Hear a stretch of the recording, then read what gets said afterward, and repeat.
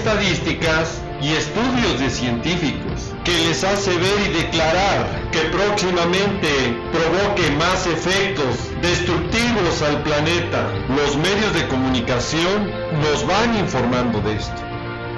You to vote on the news, and here's the winner. There's a huge, hidden, heavenly body right here in our solar system. Evidence is mounting that either a brown dwarf star or a gas giant planet is lurking at the outermost reaches of our solar system, far beyond the planet Pluto.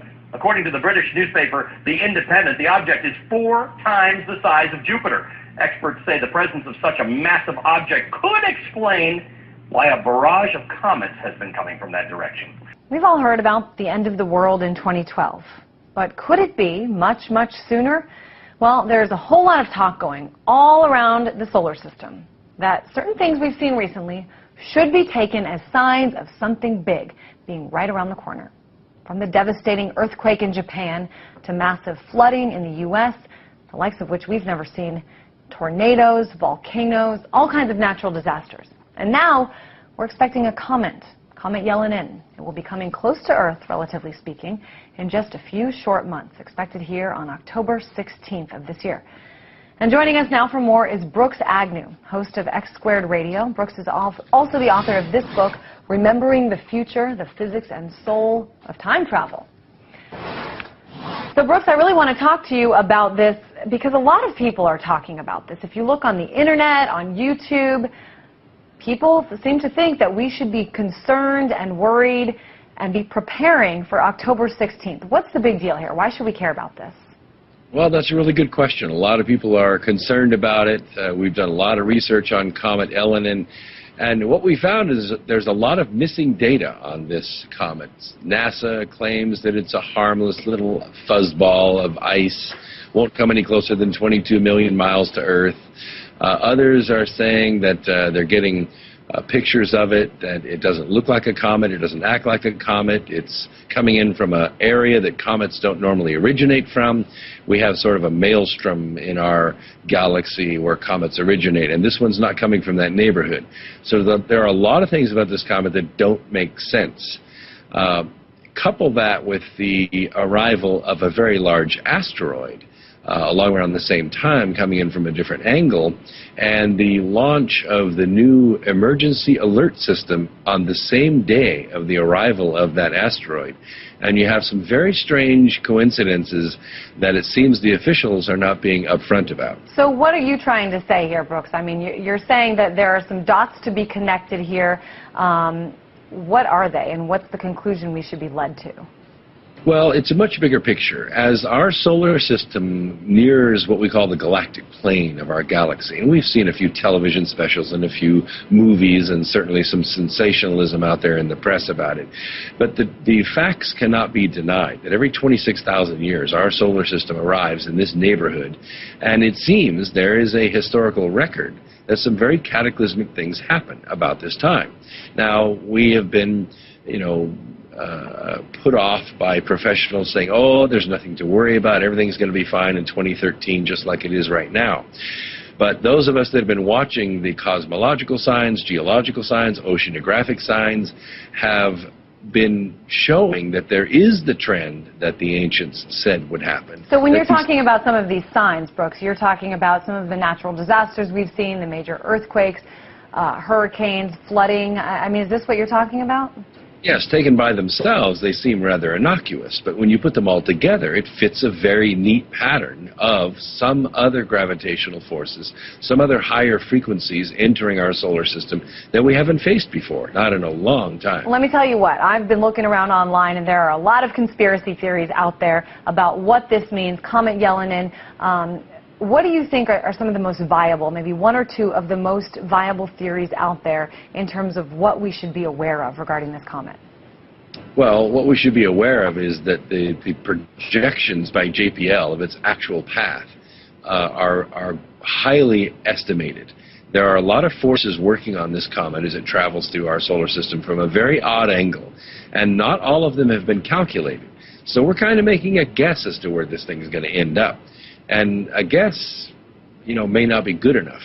As the Earth gets close enough to this and other bodies like YU-55, this asteroid that's coming in, we're going to see some very near misses with our planet. And that's maybe not alarming, but when you look at the literally billions of dollars that governments are spending all over the world to build underground shelters and storage capacities, you wonder if they know something we don't. Well, why haven't I gotten anything in my mailbox about where the nearest underground shelter is to me? I mean, is this something that you think, you know, based on the fear that perhaps we should have, that people should be, you know, given notice of? Well, I think it's worth a raised eyebrow, and I'm sorry you didn't get your notice.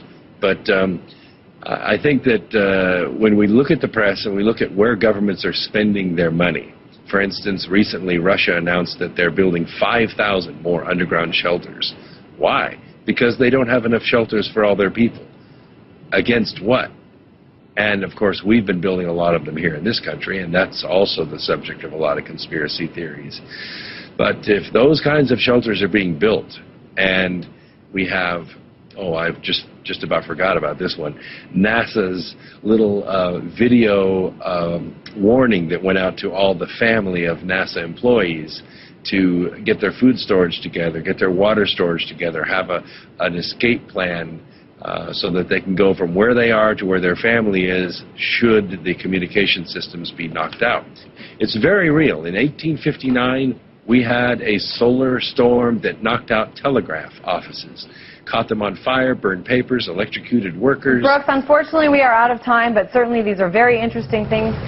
En los anteriores programas hemos presentado también videos, reportajes, conferencias, alertándonos de estos sucesos y peligros que vienen. Sabemos que también hay otras personas que han desacreditado todo esto que se está comentando. Respetable la opinión del señor David Morrison. Y usted puede creer en lo que usted considere mejor. Algunos pensarán que son parte de las conspiraciones y de los proyectos HARP y el Blue Beam. Algunos verán estos eventos con indiferencia, pero si usted es de esas personas que basan y analizan estos eventos bajo la palabra de Dios, no debe de olvidar que la profecía nos habla de grandes terremotos, no importando la fuente de su origen, si es por mano humana o por la fuerza de la naturaleza. Lo importante es que se está cumpliendo la profecía. La palabra de Dios es clara. Habrá grandes terremotos y grandes señales del cielo, en el sol, en la luna y en las estrellas. Por lo tanto, las profecías se van a cumplir con el proyecto HARP o sin el proyecto HARP, con el proyecto Blue Beam o sin este proyecto, con el cometa Lenin o sin el cometa Lenin. No le quede la menor duda que los grandes terremotos y las grandes señales del cielo vienen con angustia y confusión en la gente. Así nos los dice Lucas 21:11 y versículo 25. Ojalá puedan percibir, al ver toda esta incertidumbre, comentarios y puntos de vista diferentes que los medios de comunicación van transmitiendo, ya está provocando el cumplimiento de otra profecía. Y habrá en la tierra angustia de la gente, como nos lo dice Lucas 21, versículo 25. También estos proyectos humanos, HARP y Blue Beam, están preparando el escenario para el cumplimiento de la profecía de Apocalipsis 11:18, cuando el Señor venga a destruir a los que destruyen la tierra. Lo más importante como Iglesia de Cristo es que estemos preparados ya en santidad y consagrados para nuestro Señor Jesucristo, porque sin santidad nadie verá al Señor, porque Él es santo. Primera de Pedro 1:16 y Hebreos 12:14. No se nos debe olvidar que el reloj profético de Dios es la nación de Israel, y de lo que suceda en ese lugar obviamente va a tener efectos y trascendencia mundial. Iglesia, despierta, que ante tantos eventos cumpliéndose, nuestra redención se acerca. Cristo viene ya.